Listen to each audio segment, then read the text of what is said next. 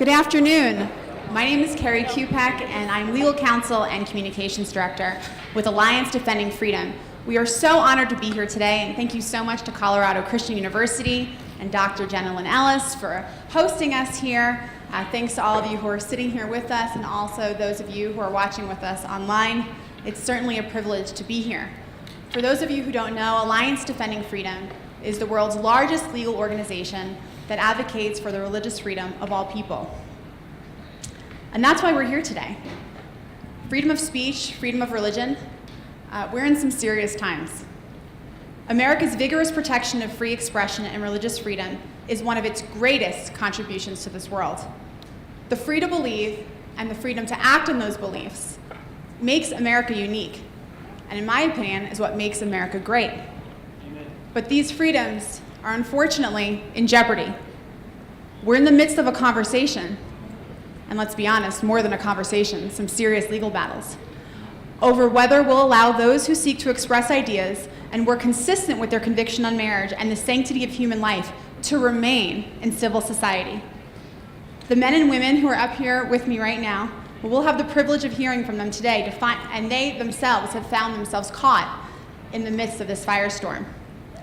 But before we dive in and explore the human cost of what happens when the government fails to protect the freedom of expression and religious freedom, I want to frame our discussion by encouraging us to consider the following 3 points. First, religious freedom and the right of conscience benefits everyone, the religious and the non-religious alike. It applies as much to the evangelical and the Catholic as it does to the atheist.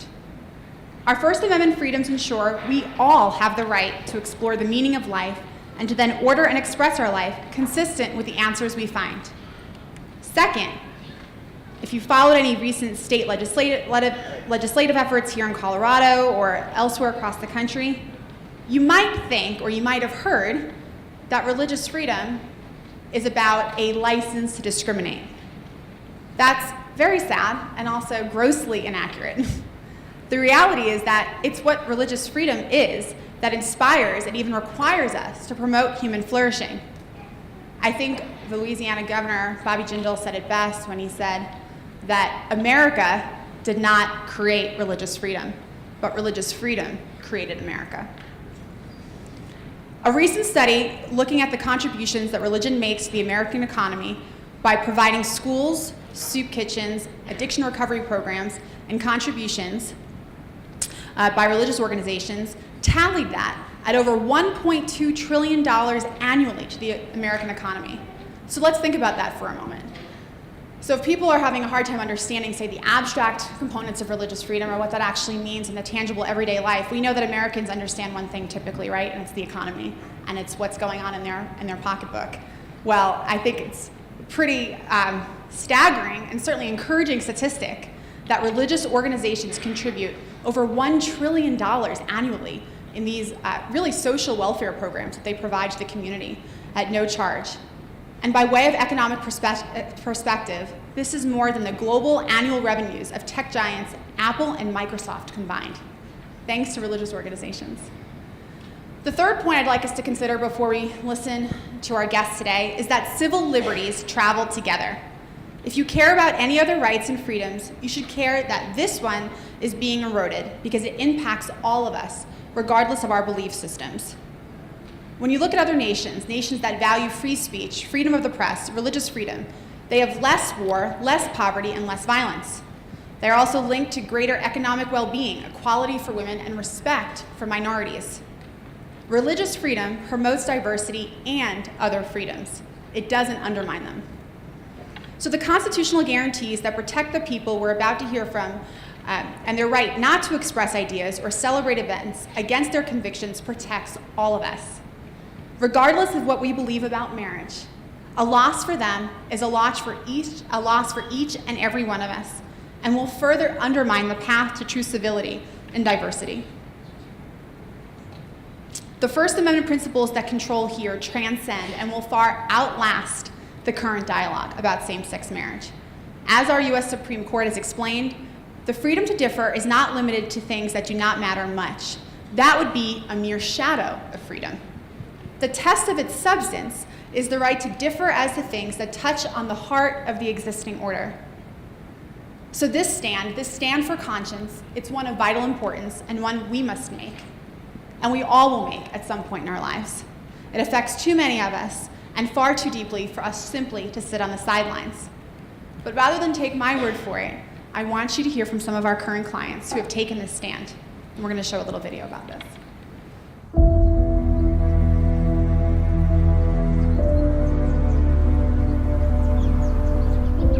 As a kid, the grown-ups used to ask us all the time, what do you want to be when you grow up?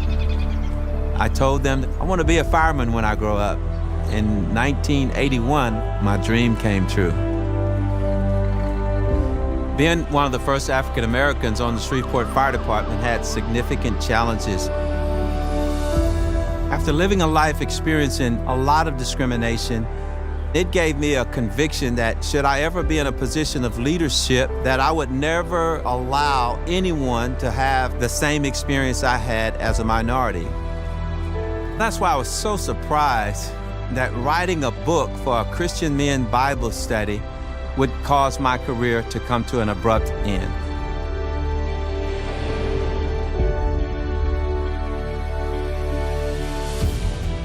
These tombstones represent the lives that are taken by abortion every single day in the United States of America. This is a personal issue for me. When I found out that our pro-life club on campus was denied, it shot me right back to when I was 16 and I found out that my mom considered aborting me. When we got the news, I was angry. They were denying us the opportunity to express our diverse viewpoint on campus.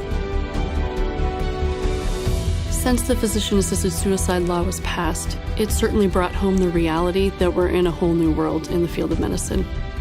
Being forced to talk to someone about committing suicide and ending their life artificially and having me be complicit with it violates my sense of conscience because my role is to protect life. This is something that really could end my practice.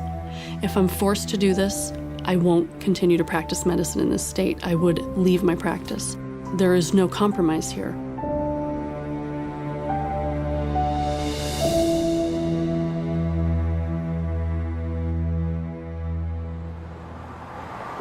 At the end of 2016, there was a state law that was passed that would force pregnancy help centers to refer for abortions.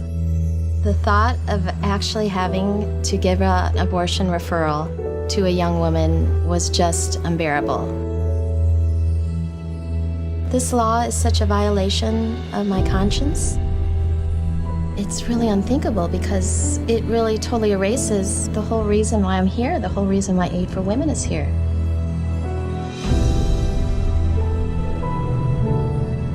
Five years ago, we were approached by a customer who asked us to print a message that conflicted with my conscience. So we respectfully declined the order, and I had another print shop who would print the same job at the same price, but they ended up going to our local government and they filed a lawsuit against us to try to get us in the future to print shirts that had a message that would conflict with my faith. I received a phone call after I made the decision to decline the message, and a gentleman called and didn't give me his name, and he just asked me, he said, "Are you sure you want to stand for this? Are you sure you're going to hold to your beliefs on this issue? I want to know before we do this." And I just said, "I have no option." I said, "I can't print that message," and he hung up on me. When that happened, I knew this wasn't going to be a small issue. Every creative professional has a list of reasons why you would choose a project and why you would decline a project. And that's true for everyone I work with. But there's a law in Minnesota that would force us to tell stories that conflict with our core beliefs.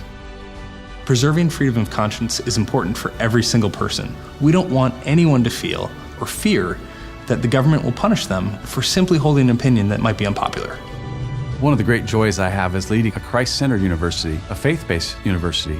This legislation, if it would have passed in its original form, would have ended up setting ourselves up for the possibility of being sued just for practicing what we believe. Ministry is not just about being on a pulpit, but rather serving a community. So our church recently bought a property that we are developing to help victims of domestic violence. all of a sudden this law came out. That was going to make it very difficult for us to be able to serve these women that have been abused. So we worked with ADF to defend the freedoms that the church had.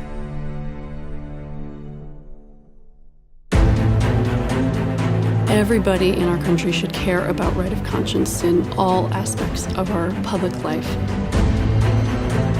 When someone else comes and dictates that you must do something against your conscience, it brings us back to some of the worst times in history.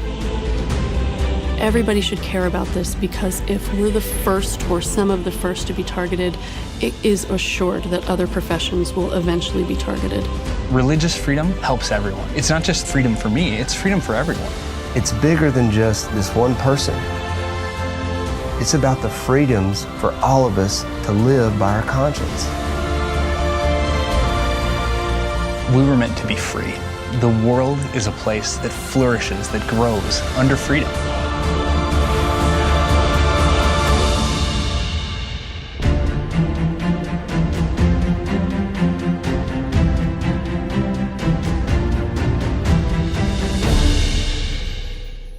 So I know these stories inside and out, and yet that video gets me every time. I don't know if you noticed in the beginning, there was a young woman who we represent, a college student. It was the tombstone display at her college, on a pro-life display. What's interesting is that's my alma mater. That's Queens College, a city university in New York City, and I was the only conservative and the only Christian in my political science program at the time. And so it's sad to me that we're now suing my school. I often had to speak up, but it hadn't gotten to the level that it is now. So it gets me when I watch that, thinking that's where I was 10 years ago or more. The bottom line, though, is none of us should be tricked into thinking that the law can be applied to Chief Cochran, the Little Sisters of the Poor, Blaine Adamson, everyone up here, and that it won't ever be applied to us. There is a human cost when the government ceases to ensure each of us is free to peacefully live and work consistently with our convictions. So I would ask you today, and I would ask you to consider as you listen to our guests, would you defend our most basic freedoms for both those you agree with and even more importantly, those you disagree with? Well, as I've mentioned, we have 5 individuals today who are currently taking that stand for freedom. We have Blaine Adamson, who owns Hands On Originals from Kentucky. We have Jack Phillips, Masterpiece Cake Shop, just 10 minutes away here in Lakewood, Colorado, and obviously you know his case is pending and about to be argued at the U.S. Supreme Court on December 5th. Barronelle Stutzman, with Arlene's Flowers from Washington State. Carl and Angel Larson from Telescope Media, and Lori Smith, 303 Creative here in Colorado. They are joined by one of Alliance Defending Freedom's attorneys, Senior Counsel John Scruggs, and our moderator today is Dr. Jenna Lynn Ellis, who's assistant professor here at Colorado Christian, and she is an assistant professor of the Legal Studies program. Would you join me in welcoming our guests today?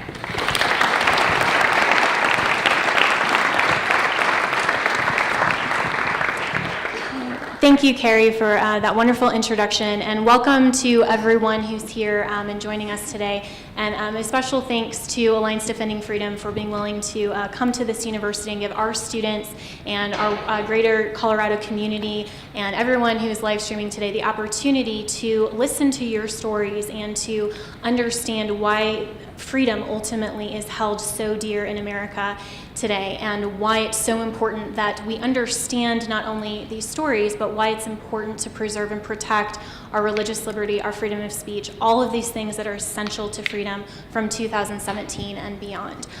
So I am Jenna Ellis, and I'll be moderating today, and I want to start, of course, with Jack. You are the man of the hour, and how are you feeling about having your case heard at the United States Supreme Court? You know, we're really thrilled. The highest court in the country, one of the most important courts in the world, has decided to take a look at this case because of its incredible importance, not just to me, but to everybody in this room, to especially creative professionals, to Americans who value their freedoms, their liberties to live and act according to their faith. Absolutely. Can you tell us how you got started in cake design and why you named your shop Masterpiece Cake Shop? Sure. When I graduated high school, I needed a job, and a guy that lived across the street from me owned a bakery, and so it was just natural to go to work for him. and he was gracious enough to hire me. And I found shortly after I started working there that I really enjoyed the baking environment. I like the work, I like the people, I like pretty much everything about it. And shortly after that, he bought out another bakery, and they had cake decorators that he brought into the building. And I had never seen cake decorating before. And that was really intriguing because when I was in high school, when I was growing up, I always had a pencil in my hand. I always liked to draw stuff. And every elective I could get in school would be in the art room, drawing, painting, any of those things. And suddenly I realized that I could take these two fundamental loves of mine, baking and art, and combine them. So I decided at some point I would open a bakery of my own. And we came up with the name Masterpiece Cake Shop for a couple reasons. One, masterpiece, obviously a masterpiece, a fine work of art is a masterpiece, but it also, part of the word is master. And Jesus says in the Sermon on the Mount, no man can serve two masters. He will either love the one and hate the other, or will despise the one and love the other. No man can serve two masters. And I knew when I opened up that I would have to run my business in a way that served Jesus Christ, that I would represent him well. And I couldn't do it in order to make money, serve money. That is just, I wanted to serve Jesus Christ in everything that I do. And so even to this day, every time I write Masterpiece Cake Shop on a check or anything like that, when I see that word master, it reminds me who actually owns the shop and why I'm there. And Lori, we'll turn to you. You actually have a special connection with Jack being from here in the local community. And can you tell us a little bit about that? Sure. Is this on? Well, Jack and I actually crossed paths about 10 years ago. Jack made my wedding cake. So I was pleased to meet him about 10 years ago. My husband and I always like to support small business. So naturally, when we were planning our wedding, I was looking for someone to put my vision to life, and that's when I crossed paths with Jack. And since then, over the last decade or so, Jack's beautifully created a number of cakes for my family, birthdays, anniversaries, baby showers. And as a creative designer, that was also important and significant to you as well? Absolutely. I think that I'm certainly creative behind a computer, but when it comes to my kitchen, that's a different story. So, Jack, you did a fabulous job. I've been very thrilled with the product. Fantastic. And let's go to Carl. So Telescope Media Group, you also have a unique story on why you named that organization as well. Can you tell us about that? Am I on that? I'm on that. Great. So actually, it started when I was in college. So I was a physics major in college, just kind of as nerdy as you could get. I was math and science, and she believes me. And so I was always in the science building, always thinking really analytically. And one day we went on spring break with my parents, and I realized that my Power Mac MacBook computer could plug into this new video camera that my dad got. And I just started telling stories. At that same time, I was involved in a really wonderful college ministry that changed the direction of our lives. And so I started making videos for our church. And so over time, I'm doing physics homework, and in my free time, I'd listen to or read sermons in the library. That was kind of my life. And so one really influential author, pastor, was John Piper. And he talks about magnifying God. And normally, so Psalm 34 says, magnify the Lord with me, let us exalt his name together. And he says, there's two ways you can look at that. One way is that the world can say, you have a very small thing that you're making a big deal of. You're magnifying God like a microscope would. But the reality is we're supposed to magnify God like a telescope. We're supposed to see him, enjoy him, savor him, delight in him, because he's huge, because he's amazing. And we need things like telescopes to help us see him for what he really is. So we took the name Telescope Media Group because we wanted to create projects and create art, tell stories that are consistent with that. We want to make things that make God look like he really is. It doesn't mean we're going to work with solely Christian ministries, but we're always going to conduct ourselves in a way that magnifies God through what we do. So we've said from day one on our website, Telescope Media Group exists to glorify God with top quality media production. So we tell stories, and we've been doing that for the last 10 years. Yeah, and I've heard you say that creating films is incredibly personal to you, and so why is that so important to your professional life? Well, part of the reason people hire us to tell their stories is because you can't separate the artist from the art. We're oftentimes we work with all people, and we'll tell their stories, and we love that. But as an outsider, somebody can come in and see different aspects or tell their story in ways that they can't do as well themselves. And you can't separate the actual saying of the words, the story that you edit together, from the person who actually does it. It is an incredibly personal thing. So it's my work just as much as it belongs to anyone else. And Blaine as well, you with Hands On Original, that also has a unique story. Yeah, I was a Delt at the University of Kentucky, and in my fraternity, I would always create party shirts. So that was interesting.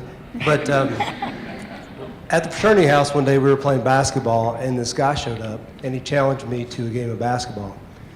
And he said, if you lose the game, I want you to come to my Bible study. And so I kind of sized him up, and I thought for sure I could beat this guy. But needless to say, I lost and was headed to his Bible study, and ultimately ended up becoming a Christian through, I didn't know he played college ball, and he was part of Campus Crusade for Christ, or I guess it's called Crew now. But there was a problem, because suddenly, I went from making party shirts to making Christian shirts. And anyone that can remember, back in the 90s, Christian shirts were just terrible. They were the worst. And we always laugh about, instead of have a Coke and a smile, it would be like have Jesus and a smile. Just something you'd never want to wear. And so I think my brother has a couple of those actually still. So, yeah, so we kind of, for myself, I just really wanted to create a shirt that kids who wore them would want to wear them and not just kind of hide them in the drawer after the event. And so that kind of launched Hands On Originals, kind of my passion. So. And you actually won your case, and so the court did say that designing and printing T-shirts is expressive, but also talk to us about how you've handled other requests, and you've actually declined some of those custom orders as well. Yeah, absolutely. Just over the years, we've had several requests. We had I'll just name a few. We had a biker group come in, a ladies biker group, and it was called Biking Bitches, and that was one we couldn't print. And then we had the best one in the office we talk about, and granted we're from Kentucky, right, is a youth group came in and they wanted Jesus on a bucket of chicken. And we still have no idea what they wanted to do with it, but then we've had Jesus as a pirate. That's a classic. Then we've had strip clubs, and then we had a pastor who came in. He wanted to print homosexuality as sin. And, for me, I don't see Jesus handling it that way, that he was kind of the master of balancing grace and truth. So that was one that we also couldn't print. So, yeah, we've had several that we have another local print shop who they take all our orders when we can't do something. And so can you talk to us, too, about how you decline those orders and why that's important to you as a creative professional to make sure that your work ultimately is expressive of your sincerely held beliefs? Well, for me, anything that we print, anything that comes off our press, it has a message. It's saying something. So, for us as owners, we just wanted to make sure the things that we were printing were things that God would be pleased with us printing. And so that's kind of why we set that up and, found that other local supplier who would, happily take anything that we couldn't print. And to Jack as well, you also have some of those cakes, and it's a creative expression to you. And talk about what goes into that and kind of the day in the life of Masterpiece. Yeah, so when somebody wants a cake, and one of my employees is in here, so she can attest to the fact that when somebody comes in to get a cake, it's fairly personal. We want to find out what the occasion is. If it's, say, for your grandma, what is your grandma like? We want to make not just a birthday cake that says Happy Birthday Grandma, unless that's what you want, but maybe find out if she has any special interests or hobbies or whatever, like if she does embroidering or gardening. Okay, so now we have a theme. Now how can we make it more personal and communicate a message that this family is celebrating this occasion, make it unique. So it's really a message. It's not just eggs and butter and sugar. And you've also declined some orders as well. I think that hasn't really been in the media as well, knowing your story.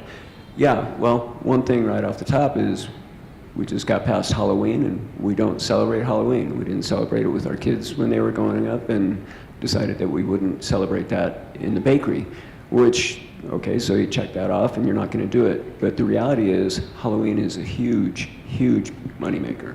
It's second to Christmas in the retail world. It's third in the baking world because graduation, when you all graduate, you need to get a cake, and we're right over there at Wadsworth and Hamden. But that's our biggest time, and then Christmas is that, and then Halloween. But we decided that we would rather stand for our convictions there and not do those cakes than acquiesce to that. But it gives us good practice when somebody else comes in and wants a cake that we can't do, because we already are accustomed to saying, I'm sorry, that's something that we can't do. Cakes that would be anti-American or disparaging of somebody. I had a guy come in one time and he wanted me to make a cake basically to give to his boss and tell him that he was an idiot. And I'm not going to do that. You know, you can make your own cake, you can do your own thing, but I'm not going to use that, my platform and my talents and abilities to insult and hurt somebody. I had somebody who wanted me to make a 3-tiered wedding cake, but only half of it to celebrate.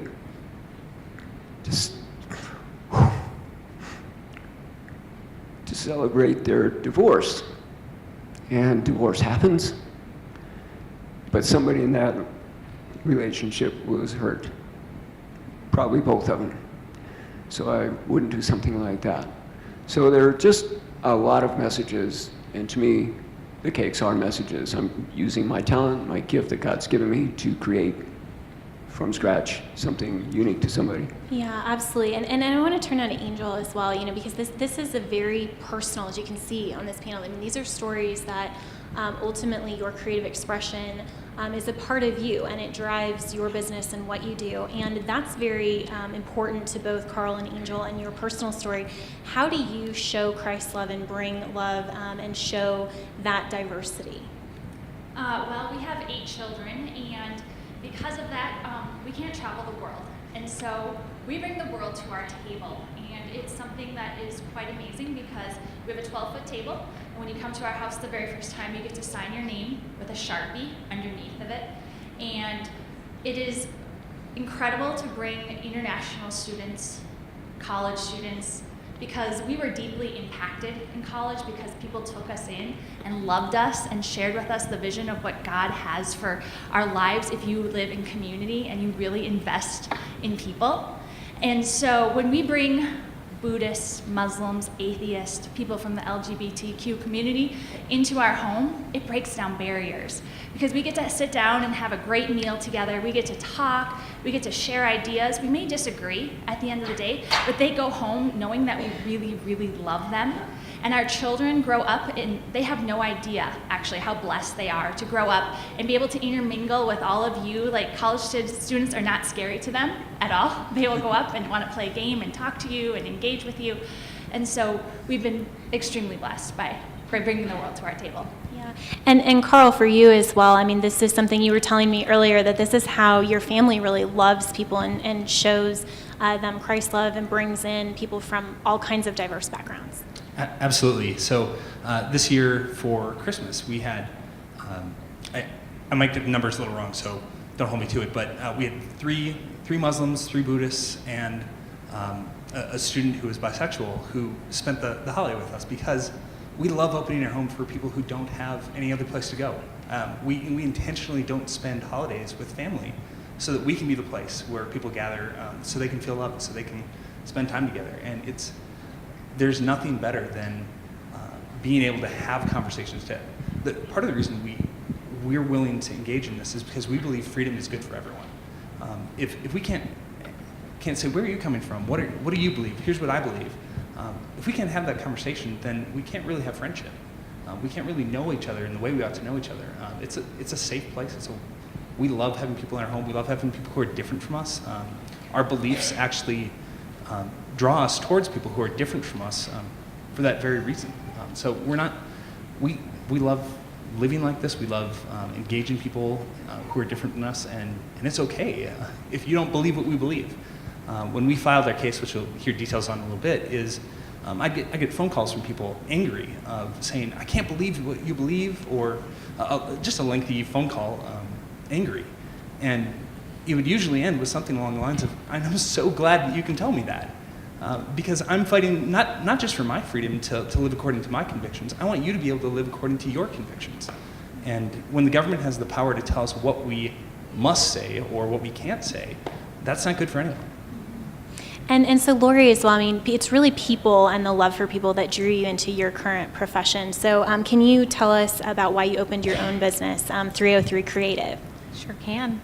So I grew up with a family of entrepreneurs, and I've always been a creative person. I remember when I was young, I loved crafts and creating things and making things for family and friends. And when I was 6, my mom opened a boutique, and I spent a lot of my younger years working with her in her business and learning the ins and outs of small businesses and the challenges and the reward. And so when I graduated college with a degree in business marketing, I spread my wings and I entered the big world of work, corporate world of work, and I have to be honest, I just was frustrated that I didn't have the flexibility to use the skills in a way that I wanted. But this dilemma resulted in the inspiration of my business, 303 Creative. So today I use the skills that God has blessed me with to create custom logos and graphics and websites for my clients. Yeah, and so we'll turn to Baronelle now as well, and you can see through these stories that this is very deeply personal and using all of your creative skills and talents to participate in your business. And Baronelle, you're a florist out of Washington State, and many people are familiar with your case, but can you tell us a little bit more about your background and your story? Well, I'm a little florist in Richland, Washington, and I've been in business for 47 years. Have 10 employees, and we consider our store a mission field. We want people from their joys and also to share in their sorrows. And one of the things we get to do is sympathy work. And when somebody comes in and they're grieving, we have a chance to help them, to pray with them, to comfort them. And we ask about the person that passed away, and they'll tell us, it was Grandpa, and he liked to fish, or he liked to hunt. So after we get through talking to him, then we get to create something that represents Grandpa. And we always ask our customers to come in and look at the funeral pieces before we send them out. So we'll make a sympathy piece with a fishing pole and a fish swimming through the water, or something that represents Grandpa. And when they come in and they go in the cooler, they just burst into tears. And they go, "That's Grandpa." Then we know we've done our job. And one of my favorite customers was Rob Ingersoll, and he's one of the gentlemen that's suing us. I waited on Rob for almost 10 years and loved doing it.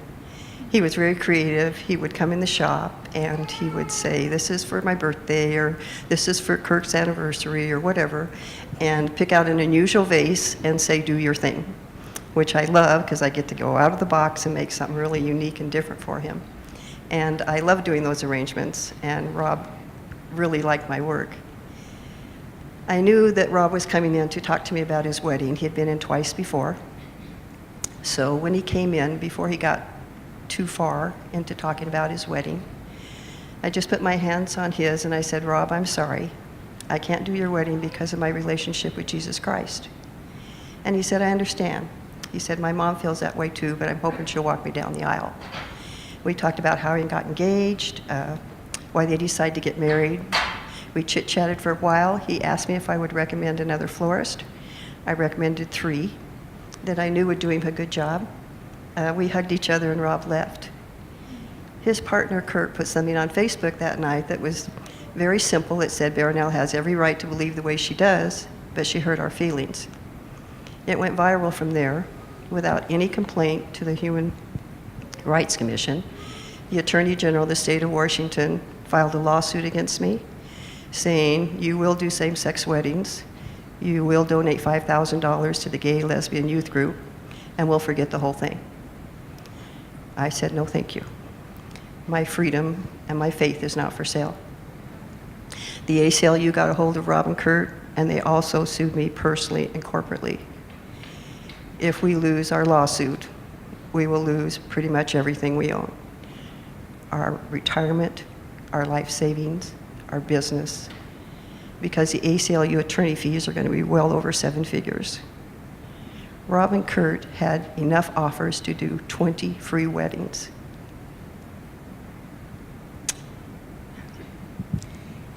And can you tell us, Baronel, what was it like having to tell your friend of 10 years that you couldn't do flower arrangements for his wedding? It was very difficult to tell Rob. He's a very special person to me. And I just was hoping that he would accept it gracefully, which he did. But if Rob walked into my shop tomorrow, I would hug him, I would catch up on his life, and I would wait on him for another 10 years if he would allow it. And turning now to our attorney on the panel, John, Baronel has talked about how this type of a lawsuit will affect both her business and her private life. Can you explain it to especially our students in the audience what that means from a legal perspective? Sure. Her case is a bit unusual. Anytime you have the Attorney General kind of roaming the internet to find something problematic and then suing a florist, it's a bit strange.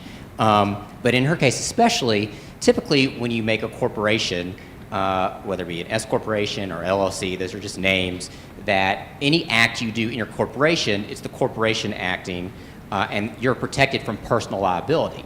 But the way they've done the law in Washington is they've sued Baronel, the ACLU is particularly, not just in her corporate capacity, so not just her corporate assets, but her personal assets. So that would be her retirement, her home, her 401k.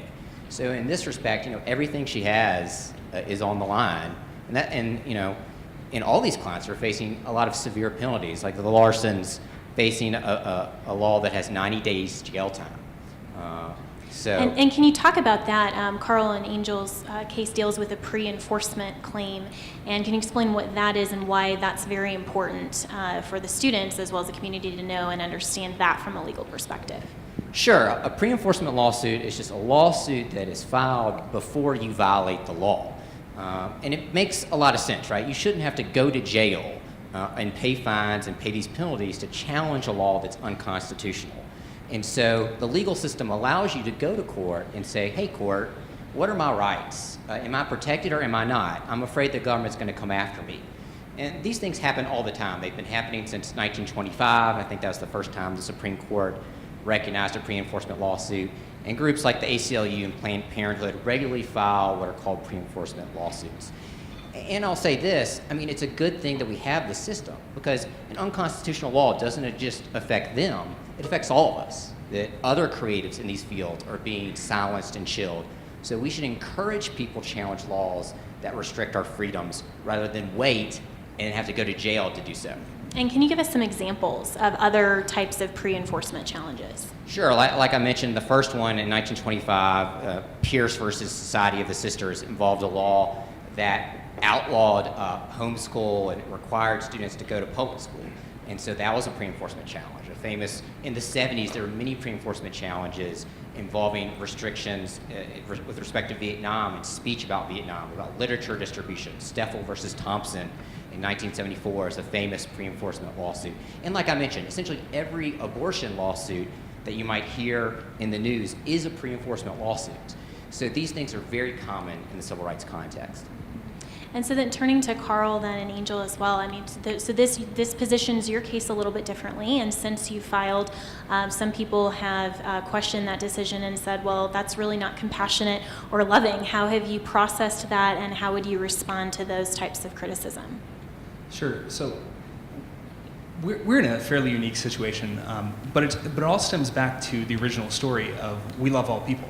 Our lives were radically changed by people who brought us into their home when we were college students. So there's a couple who, they had 4 little kids, they jumped on their beds, and we'd have breakfast over at their place on Saturday mornings, that sort of place, and they modeled what marriage looked like for us. They just loved us as college students. There was no reason we had to be over there, but they just welcomed us into their home. And when we got married, we decided we wanted to be that kind of family. We wanted to have a really open door, we wanted to love people, and because of that, we're just naturally involved in the lives of college students. Well, college students get married. Usually, oftentimes. And I've actually had the opportunity to officiate 2 weddings of people along the years, and we've, for a number of years, done premarital counseling with friends or members of our church because we love marriage, we love people. And so our business, wants to tell marriage stories. We want to tell marriage stories particularly because we believe God has bound himself to the marriage story. So the Bible begins with a marriage story in the garden, and it ends with a wedding celebration. And all the way through the Bible, marriage is an analogy to help us understand this relationship that God is offering to us through Jesus. And so we see marriage as a really critical opportunity to magnify God, to talk about what God's really like. So we'd like to enter the marriage or wedding market, but when we heard about the laws in Minnesota, we ran into this problem going, if we enter the marketplace at all, specifically to tell the stories about the glory of God in marriage, we'd be forced to tell all stories about marriage. And that's why we challenged the law beforehand. And Angel, I'll turn to you as well. How have these kinds of criticisms really affected you personally, and what's your response as well? Yeah, I guess it's really hard. We try to stay off of social media because my hair is a big topic. People like to very much mock and ridicule, and it just gave me a compassion for the cyberbullying and what, would you say that to my face? And made me have such, it just made me love people, because actually hurt people. And so when I think of all this vulgar stuff coming at us, it gives me two responses. One, I want to love you, and two, I really want to educate you. And I really want you to see and hear, like, we may differ on opinion, but I still, at the end of the day, want you to realize that freedom for all people, freedom for creative professionals, really will help America flourish. And just to add to that, one other point is that because this is the question that prompted this is that how is this loving, right? And so the law in Minnesota says that I can't enter the wedding market, or if I do and I have a request that my conscience won't allow me to do, I'm facing 90 days of jail and $25,000 of fines. So my options are bad all the way around. I could not enter the market and silence myself. I could enter the market and know that I'm going to get in trouble with the law. Or we could challenge the law beforehand. And so it's not just for us that we're trying to gain some sort of special privilege. We want freedom for everyone to live according to their convictions. So any wedding photographer who's in the business, or a videographer, really any creative professional in this realm, it's loving when you see an injustice to try to right it. So to see an injustice and do nothing is actually to participate in the injustice itself. And that's why this is ultimately a loving thing. We want to work for the good of all people. And John, I think you can comment as the attorney on this as well. You know, these types of laws, there's this perception out there that any law in the books must be constitutional. We need to follow it no matter what. And so from a constitutional perspective, can you kind of dispel that myth for us? Sure. I mean, the Constitution is the supreme law of the land. Oftentimes, lower levels of government will, pass some crazy laws sometimes, putting penalties and fines on people who just want to say certain messages, who just want to, express their beliefs in certain ways. And that just goes against the First Amendment. It goes against a lot of our constitutional principles. So those lower laws that are passed by cities or states, even by the federal government, they have to comply with the First Amendment, comply with the supreme law. So that's all we're doing. We're going to court to say, hey, court, this is the most important thing, this Constitution that binds us all together. You've got to follow that, not these other laws. And Blaine, obviously, these cases are very, very difficult personally, and you've talked with us a little bit about your darkest hour. You're sharing with me this morning. Can you tell us about that a little bit more? Sure. Well, it was when it all hit the media. The mayor of our town came out against us, and they had contacted some of our customers, the University of Kentucky. We were their top vendor for over 10 years, and several of our customers, and they all came out in one big media blitz without us even knowing about it, that they were all pulling their business from us. And so I was driving home that day. I walked through the door, and my wife, who's here, she had been on social media. So we learned also really quick, you can't do that. She's just like, the things they're saying about you, Blaine, they're not right. And we went down to our bedroom, and I remember we really didn't know what to say. And a phone call came in, and it was a business associate of mine. And he said that the University of Kentucky had called him, and he owned 18 stores, 120 employees. And even though we had nothing to do with them, just an association, they said that they were threatening to pull his license, which he was like, Blaine, that's 120 employees who will lose their job. Are you sure about this decision? And I just hung up the phone, and we literally hit the ground and just wept. We were just like, you know, God, I'll serve you no matter what the consequences are. I said, but, you know, just please don't let these people lose their jobs. And so this really becomes a freedom of conscience issue, and John, I wanted to go back to you to talk about that a little bit more. And you know, the perception often in the media of these cases is framed as something that's very discriminatory, but really this is about the freedom of conscience of all of these creative professionals. And why is it so important with Alliance Defending Freedom? And I think Carrie's going to actually answer this one. Why is it so important to ADF to preserve and protect ultimately that fundamental right? If we don't have the freedom of conscience and to peacefully speak, live, and act, and create consistently with our convictions, what kind of freedom do we have? And what's interesting about these particular laws that I think all of the folks up here are being prosecuted under, to take it out of marriage just for a moment, just to give you an idea of what this is, to show that this issue really transcends marriage, even though the marriage is the hot topic of today. So for instance, political affiliation in Washington, D.C., where I currently live, that's a protected class.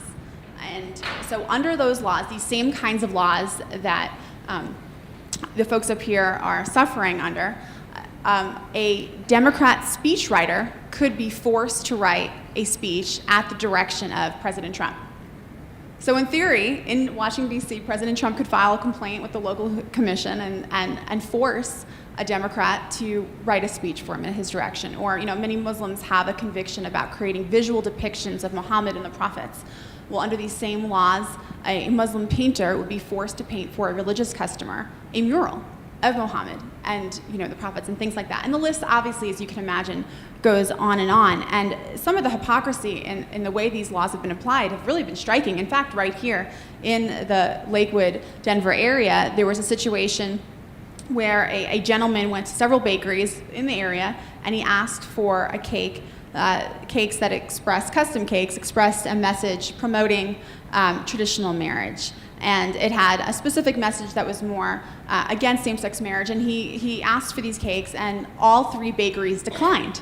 So this gentleman went ahead and filed a complaint with the local commission, the same commission that ruled against Jack Phillips, and that commission said that those bakeries were free to create consistently with their convictions and that they were okay, versus Jack's situation was completely different. And Jenna will talk a little bit more about what exactly the commissioners said to Jack Phillips. So the last thing I would just point out as far as how this has been perceived or how it's been discussed in the media, or probably even in some of your social circles, let's be honest, this is a topic that people that discuss around dinner tables, and who knows, it might even come up at Thanksgiving.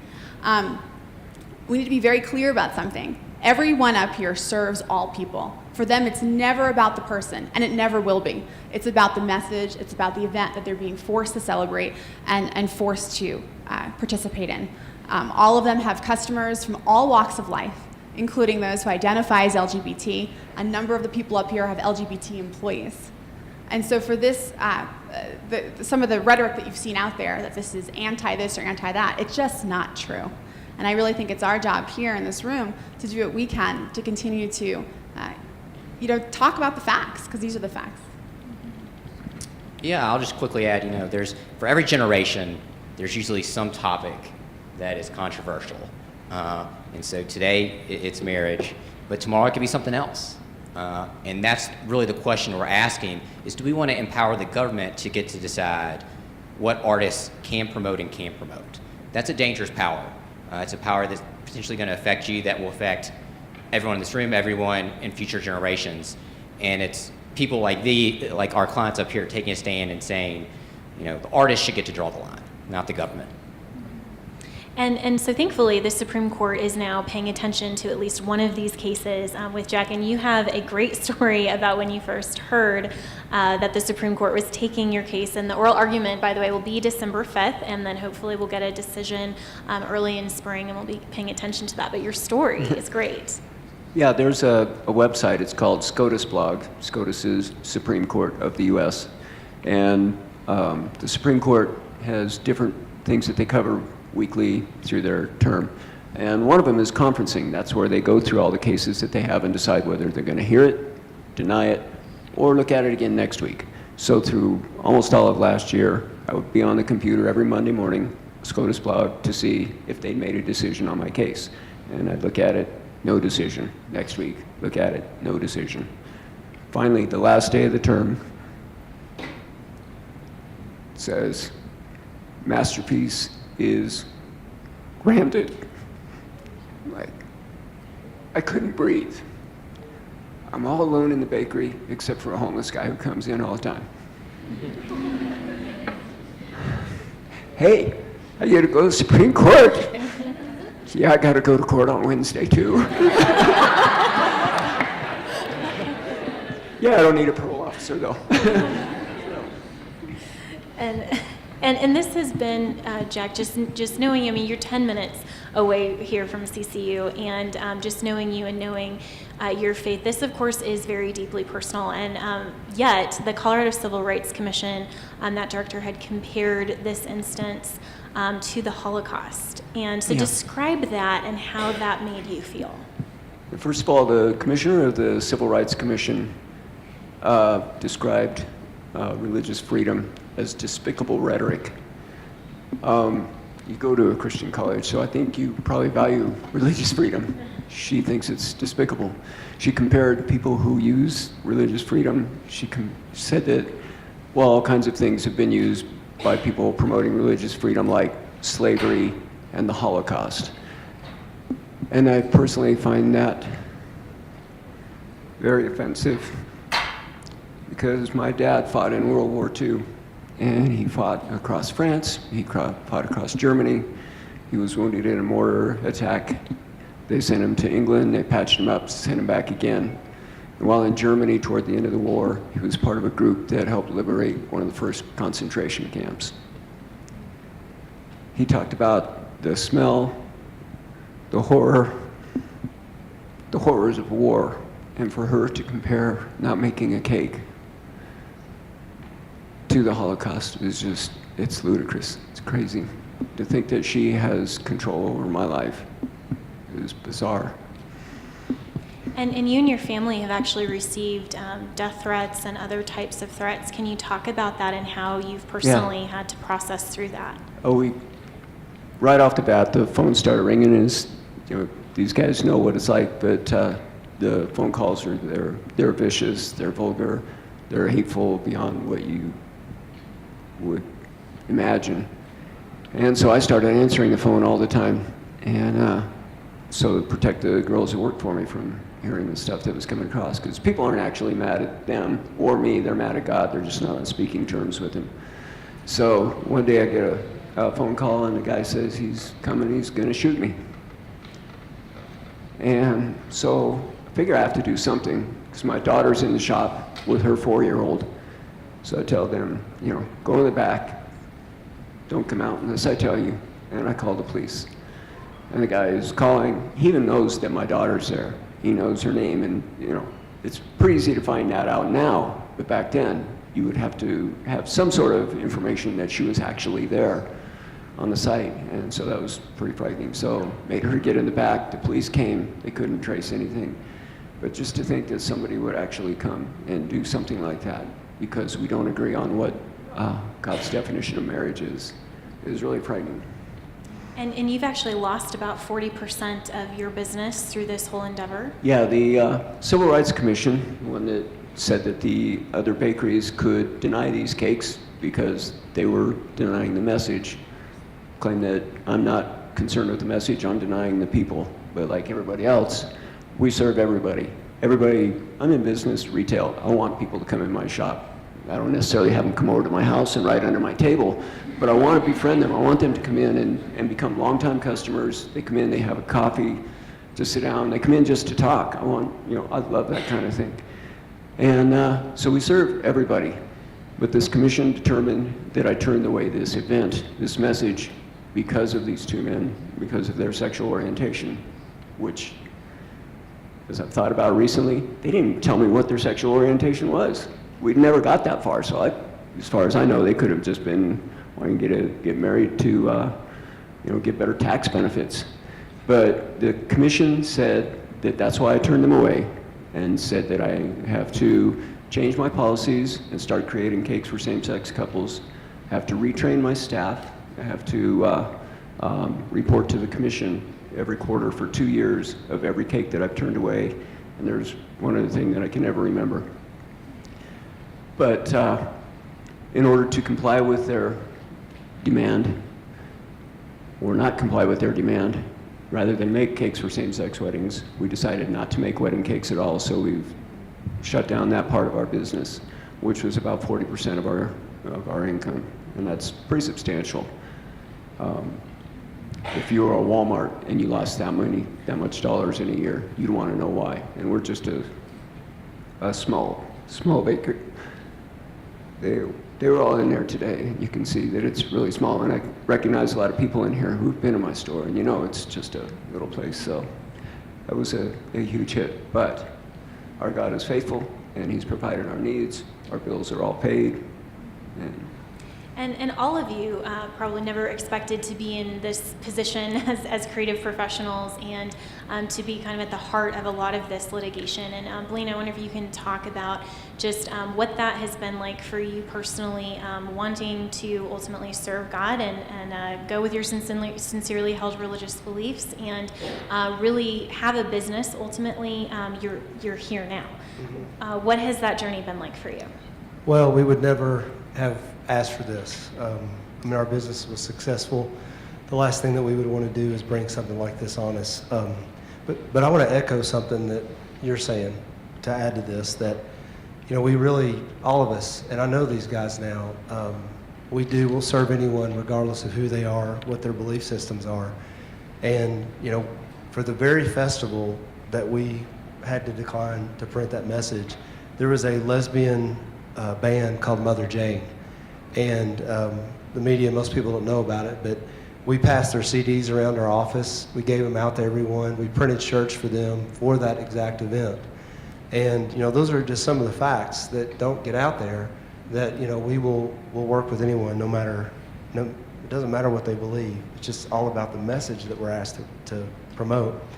And one other thing that I'll throw out there is that as we've been dealing with this whole issue, there's a screen print company in New Jersey, and it's a lesbian-owned screen print company, and they had come out and in defense of us, because they understand that these freedoms that we have travel together, and that if we're forced to do something, they will be forced to do something. And so I've got a relationship with them. I flew up to New York to see them, and it's just neat to see that even though we're different, we don't agree on the main point, that we do agree that freedom is important for everybody. So, we run our businesses to honor God. Everyone here I know, and how we're painted in the media is not who these people are. Mm-hmm. And Baronel, going to you as well, did you ever think that something like this would happen to you? This was not on our bucket list. We had no idea. We were in our own little bubble, and we still feel we did nothing wrong. Rob and Kurt have every right to live consistent with their faith and their beliefs, and that's the only thing we're all asking for here. It's not just our story, it's everybody's story that has the beliefs we do. So it's extremely important that we win this case for our freedoms, all of our freedoms. And you mentioned go ahead, Angel. Yeah, you want to. Well, I just want to say we have a little different because we actually chose to be in the line of fire, and with that, I think God really prepared us in the last 20 years of being together and watching all these little pieces, and we get to this point, And we look and we ask God, are you really asking us to do this? Are you asking us to lay everything on the line? Our business, our reputation. And when we prayed about it, it was yes. He asked us to do this. He asked us to walk this road. We knew it wouldn't be easy. We knew that it would be very difficult at times. Things that we never expected, people that would come against us. But at the end of the day, we still have a peace knowing that God has called us for this very purpose. And every one of you will have times in your life where you'll walk to this road and God will ask you, which way are you going to choose? And I challenge you to take the road that God wants you on, because it will lead to much more riches than taking the easy path. And so describe your path, Veronell, from the time that you shared with us about your friend Rob and that experience. What has happened from the point that the lawsuit was initiated until now? And so what has happened through your case from the time that you were declined to participate in that floral arrangement until now? How has that affected you personally? We went to the local judge first, and he basically said that you can have your faith, but you keep it in the four walls of the church. He said you can have your faith, but you can't practice it. And then we went to the Washington State Supreme Court, which voted 9-0 against us, saying they have a 68-page letter, whatever you call it, 68-page opinion. Thank you. That said how vicious we were and how terrible I was to turn down Rob and Kurt. So, and the media, when the media came out, nothing, the story, they just take blurbs and pieces. But I have to tell you, there's also been a good part of this and many, many blessings from this. We've heard from 68 countries, as many of these people have here. We've had phone calls and letters and cards and support of people coming in. So God has been very faithful in taking care of us. Yeah, and I wanted to ask also Carl and Angel and the rest of the panel as well, how have you seen people from all different walks of life and faith actually support and encourage you as well? One of our students that comes over quite regularly is a Muslim from Kuwait. Yes, I think he's from Kuwait. He comes over and he starts asking us, because we've been in the local paper, we've been quite prominent, and he said, hey, I want to talk to you about this, and we have this fantastic discussion about freedom and creativity, and he's actually really not that creative. But he understands it. So it's very easy to convince a creative person why this is really important. It's much harder to convince the logical, non-creative person. And he looks at us and he's like, you know what? You guys are the real deal. I got your back. And that just, I got a little teary-eyed, and I'm like, wow, that's amazing that you are going to stand up for us, because he has many friends on the college campus of all walks of life, and to know that there's one person on the campus that really understands and is willing to fight for us. Just to add to that, I think what's so important is that we can disagree on, for example, with Jack, we can disagree on marriage, and we should all support Jack. His case is for everyone's freedom. And it's so good to have the ability to disagree so that conversation can continue. We don't want to end conversation. We don't want to end freedom. We want to continue conversation and continue dialogue, and that's really, really important. So I would say, especially if you support same-sex marriage, we should all support freedom to live according to our conscience. And that's what every single one of these cases is about. And that's a great segue back to John and Carrie. What are some of these central themes of Masterpiece, and what will the Supreme Court be hearing on December 5th? Sure. So the two primary arguments in the Masterpiece case before the Supreme Court is a compelled speech claim. The First Amendment basically says the government can't come in and tell you what you can't and cannot say. It can't force you to say things. And then the secondary claim is a free exercise claim, also a part of the First Amendment, that basically says that people of all faiths have the right to live out their faith, not just in the church, but also outside the church in their business. And as Carrie mentioned, in this situation, there's an element of targeting of certain people of faith, because the Colorado Commission is allowing some cake artists and bakeries to decline requests, but saying that Jack has to be compelled to convey messages that he disagrees with. So another way to think about it is it seems that the people of faith always lose. And that is an element of targeting that is just not something the First Amendment allows. And so the Supreme Court is going to hear oral arguments on December 5th. We've already had around 100 amicus briefs, which is other groups file their own briefs in support of this case. There have been 46 filed in support of Jack, which has been very exciting to see different groups, even groups that are in favor of same-sex marriage, coming out and saying, this issue is not just about marriage, it's bigger than that. It's about freedom for all people. So all that's going to happen on December 5th, and you'll probably see more about that in the news. And we're really excited to present these great arguments before the court.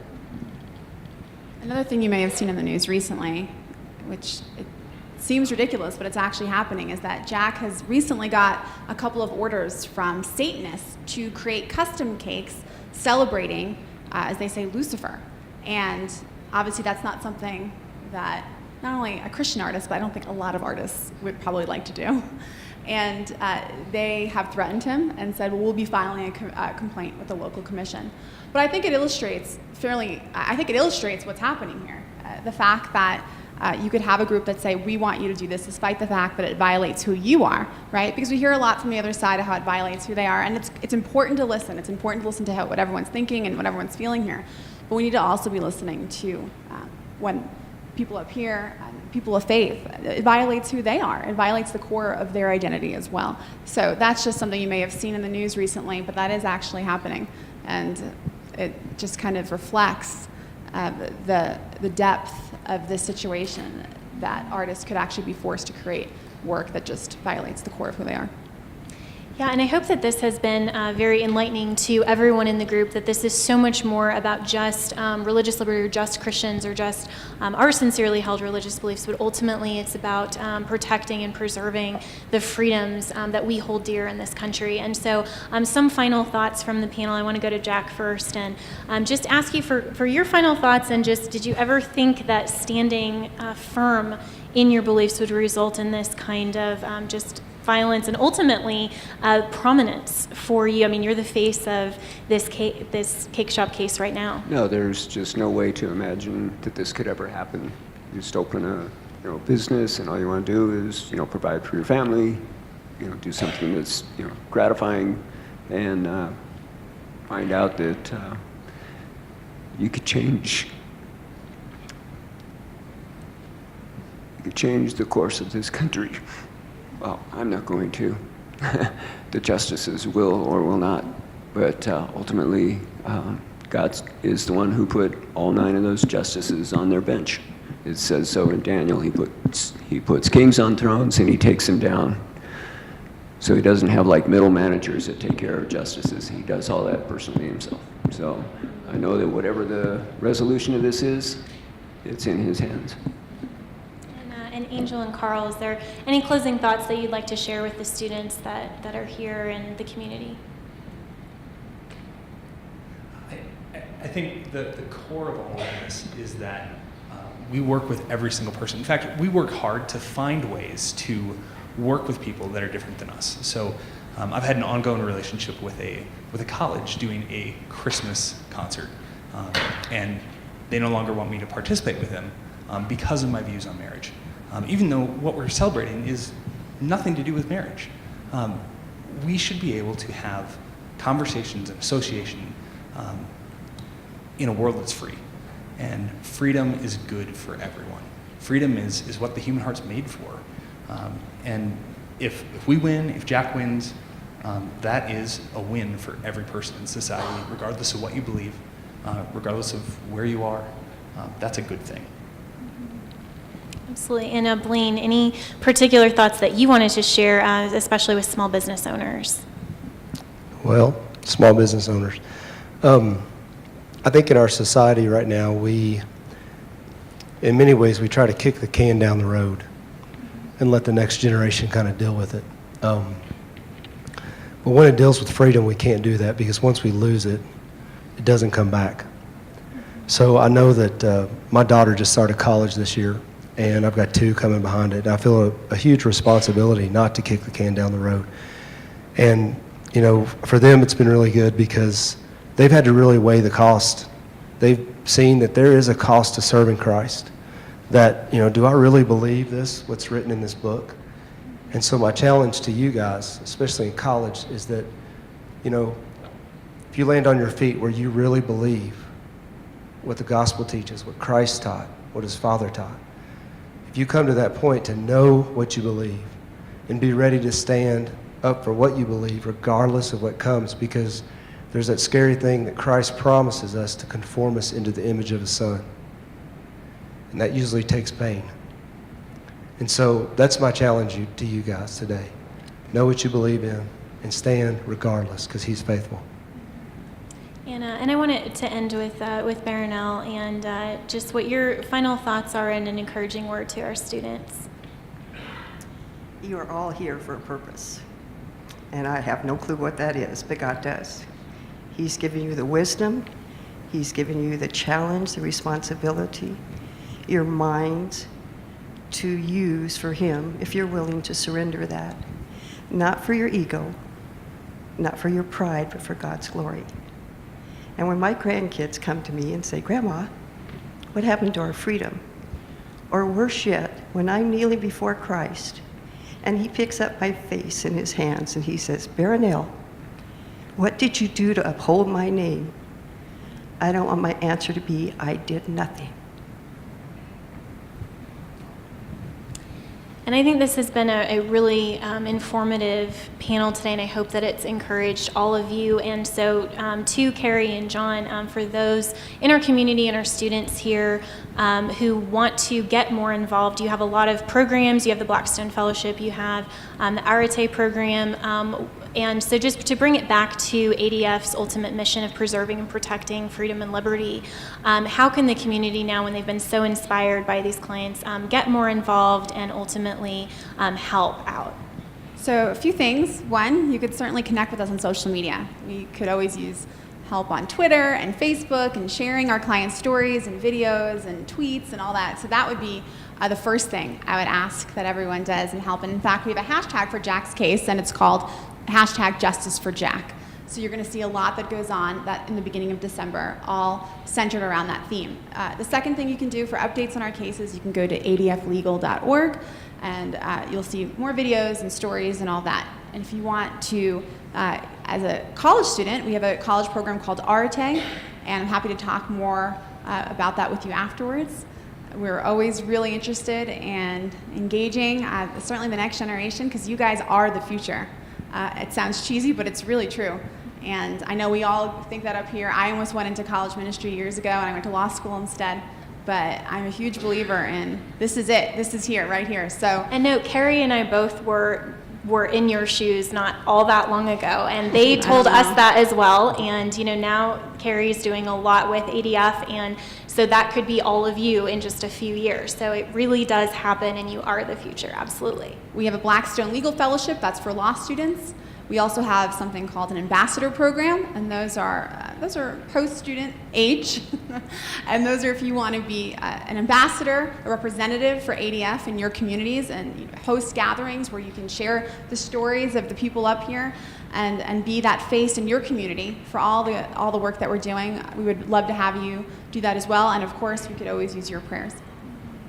Yeah, absolutely. And then the one last thing that you can do as well is to join Colorado Christian University and the Centennial Institute. Tomorrow we're having a rally for Jack. to send him off to the Supreme Court with our full support, and that will be at 10 a.m. tomorrow in our event center, and that's hosted by the Centennial Institute. You can find out more about that event on Alliance Defending Freedom's page, as well as Centennial/events.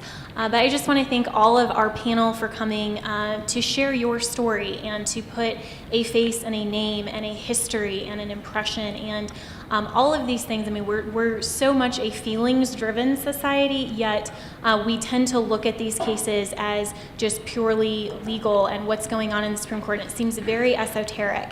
But to bring this down to a human level and to see how this is really affecting each of your individual lives, and how ultimately the decision that's going to be rendered in Jack's case will ultimately affect the direction of religious liberty, compelled speech, all of these things that John and Carrie talked about today. It's going to affect each and every one of us.